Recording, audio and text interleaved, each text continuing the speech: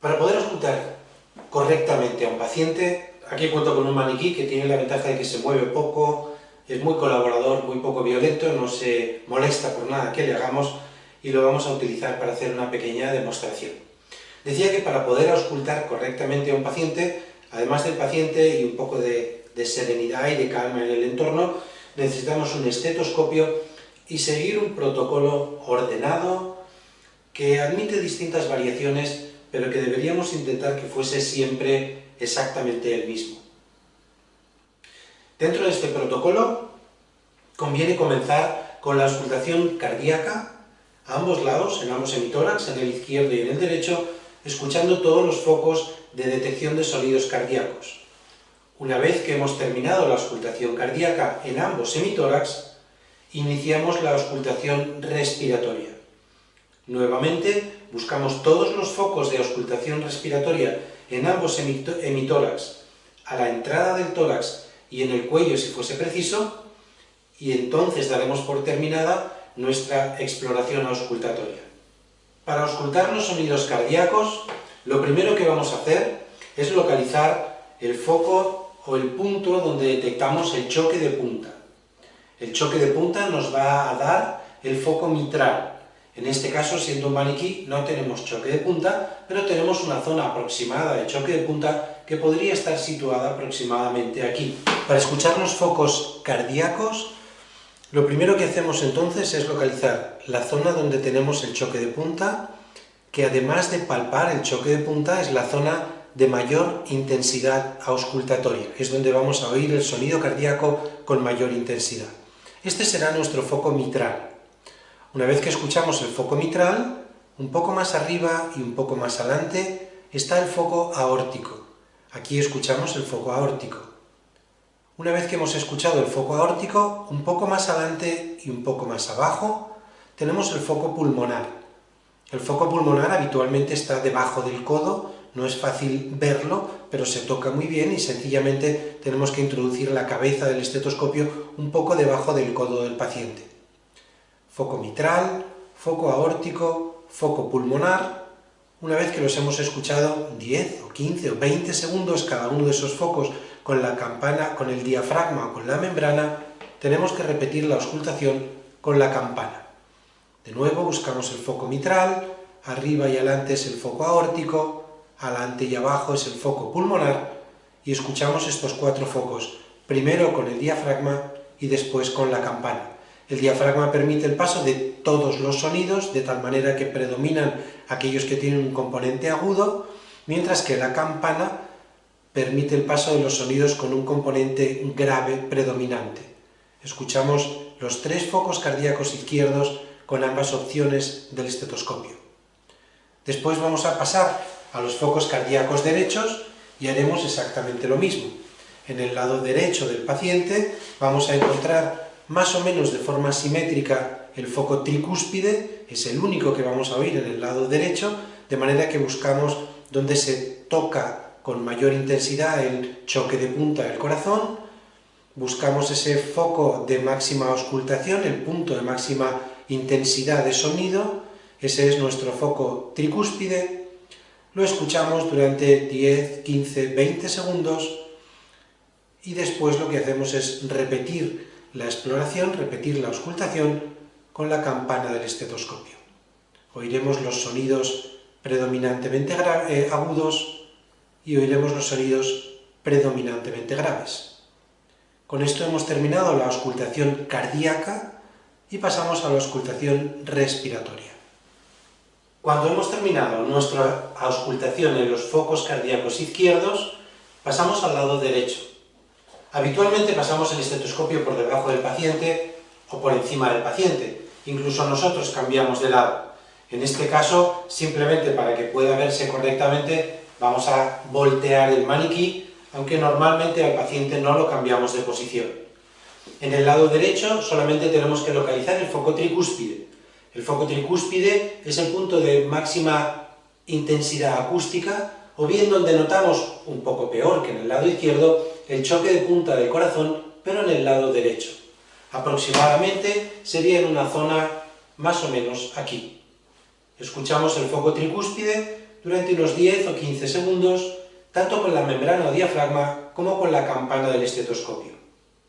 Una vez hecho esto, hemos terminado la auscultación cardíaca, focos mitral, aórtico, pulmonar y foco tricúspide.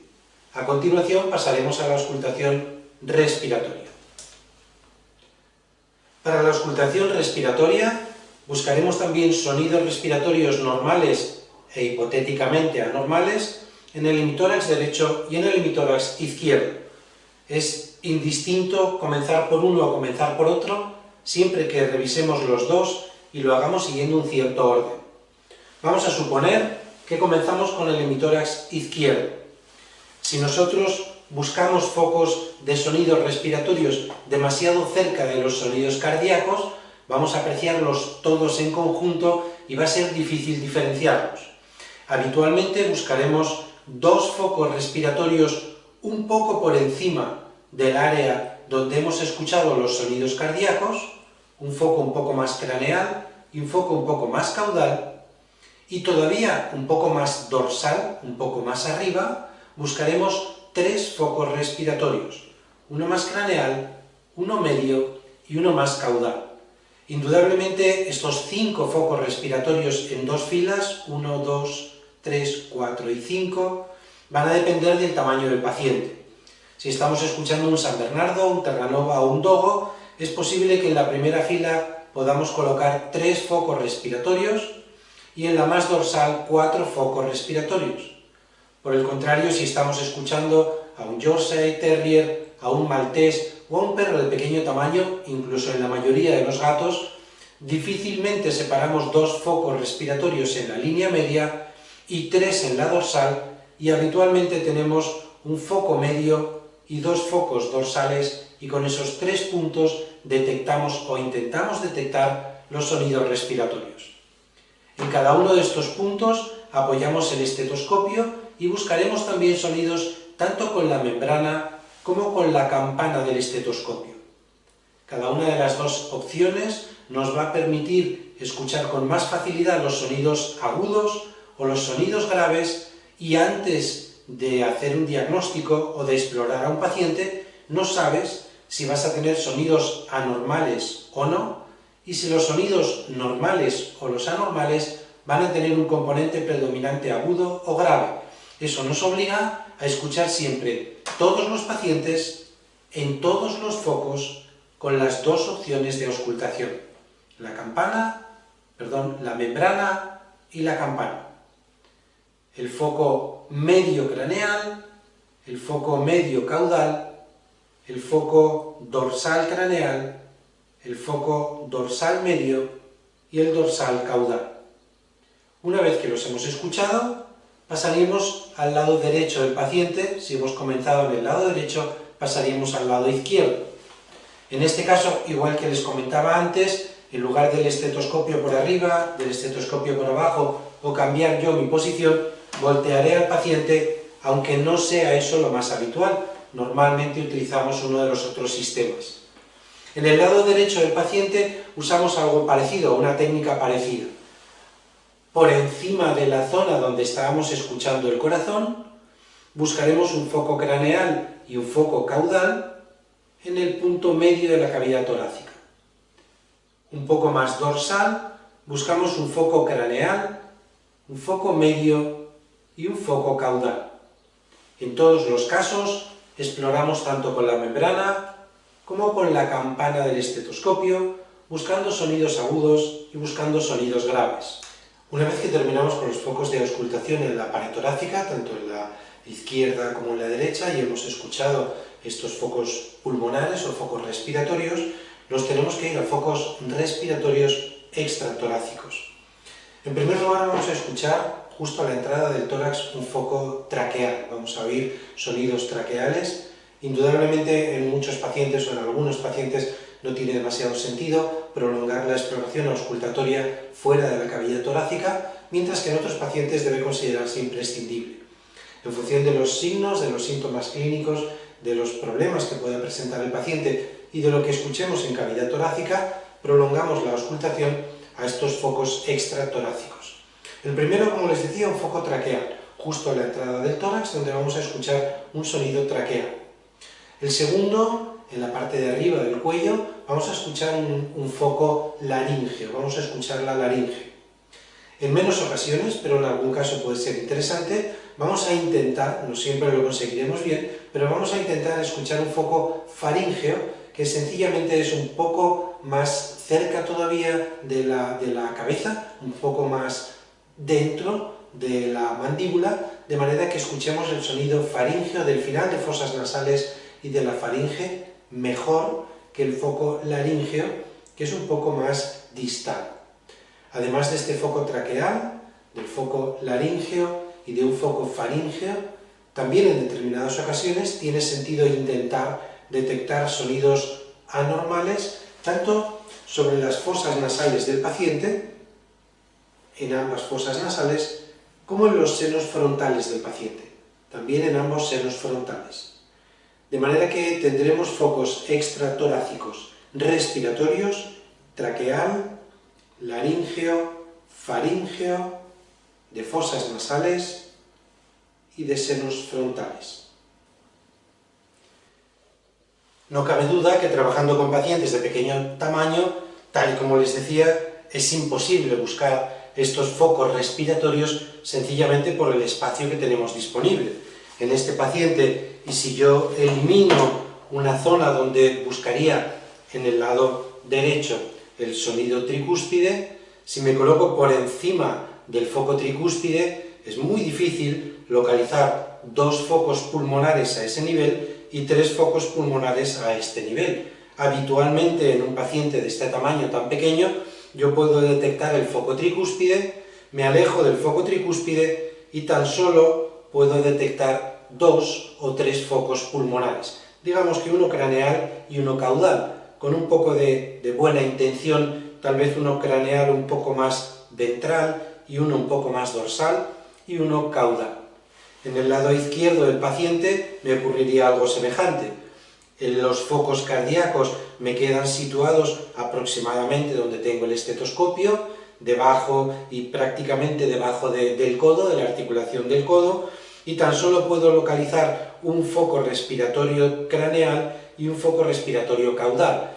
De nuevo, con un poco de buena intención, puedo buscar un foco respiratorio craneal ventral, craneal dorsal y caudal. Además de estos focos respiratorios, no hay ningún inconveniente en buscar, como les decía, el foco traqueal, en buscar el foco faríngeo, si hubiese cualquier tipo de soplo, de sonido anormal. Ya es un poco más complicado en este tamaño de pacientes buscar o diferenciar con algún sonido laríngeo, y de nuevo, también por su tamaño es complicado intentar escuchar sobre fosas nasales o sobre senos frontales. Sin duda, lo primero que estamos pensando todos es en cambiar el estetoscopio. Si utilizo un estetoscopio más pequeño, es mucho más fácil realizar esta exploración.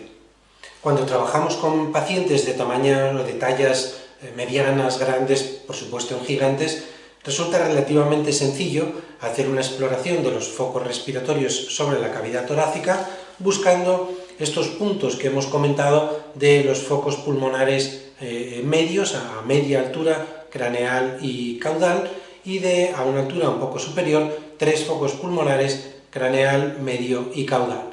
Indudablemente, cuando el paciente es de menor tamaño, el área de pared torácica sobre la que podemos trabajar también es de menor tamaño, y el área que ocupa la membrana de nuestro estetoscopio puede limitar el número de focos pulmonares.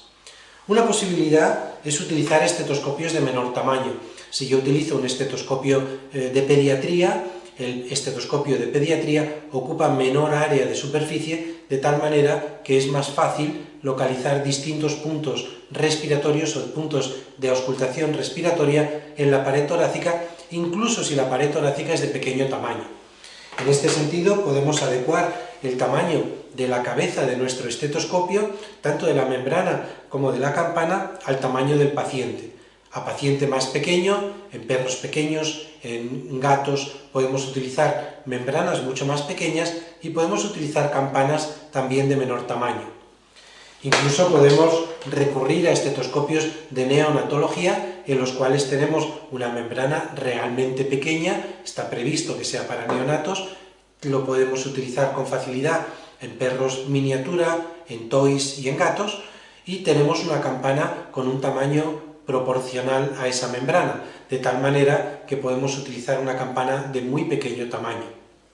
Es importante destacar en este caso que en la cabeza de nuestro estetoscopio, tanto la membrana como la campana tienen un funcionamiento comparable al de una antena de radio o de televisión. Esa antena lo que hace es captar las ondas sonoras y transmitirlas a través del tubo hasta nuestros oídos.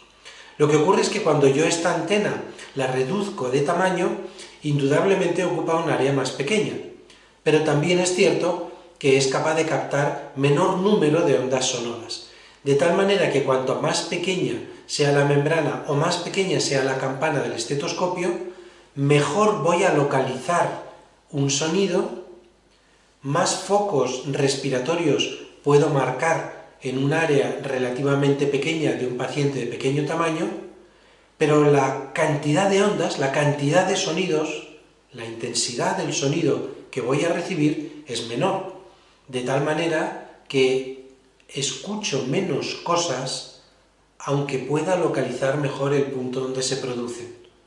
En la mayoría de las ocasiones hay que buscar un punto de equilibrio entre la cantidad de ondas, la cantidad de sonido que recibe el área de mi estetoscopio y la posibilidad de que ese sonido lo podamos focalizar muy bien en áreas pequeñas, a pesar de que con estetoscopios muy pequeñitos voy a escuchar peor esos sonidos, menos cantidad de ondas sonoras, menos intensidad de sonido. Esto es una mala idea. Desgraciadamente nos vemos obligados a trabajar con esta mala idea en algunas ocasiones. ¿Cuál es la mala idea? Que el paciente no esté parado, no esté de pie, no esté en la estación, como quieran expresarlo. Lo puede tener tumbado, sentado, en decúbito lateral, en la posición que ustedes quieran. Cualquier posición que no sea con el paciente de pie y parado va a modificar tanto discretamente, pero tanto el trayecto anatómico de las vías respiratorias como la densidad del tejido pulmonar. Aquí los pulmones, la tráquea está un poco torcida, los pulmones están un poco aplastados por el peso o por el propio peso del perro, las vísceras abdominales hacen un poco más de presión sobre el tórax, e independientemente del hecho de que resulte más o menos complicado localizar correctamente los focos de auscultación que hemos descrito, tanto los cardíacos como los respiratorios, lo que sí ocurre es que podemos perder algunos sonidos respiratorios anormales o normales, pero que nos desaparecen con esta posición anatómica, o bien, más que desaparecer, cambian y se modifican. Donde tenía un sonido agudo, dejo de tenerlo, donde tenía un sonido grave, pierdo ese sonido, donde no había sonido, aparece uno anormal, o donde había un sonido más o menos normal, repentinamente empiezo a escuchar un sonido demasiado agudo, una sibilancia, sencillamente por la posición del paciente. Indudablemente hay pacientes en shock, hay pacientes con problemas neurológicos, de locomoción, articulares, hay una gran variedad de situaciones en las cuales nos vemos obligados a hacer una exploración auscultatoria con el paciente en una posición distinta que la estación o de pie.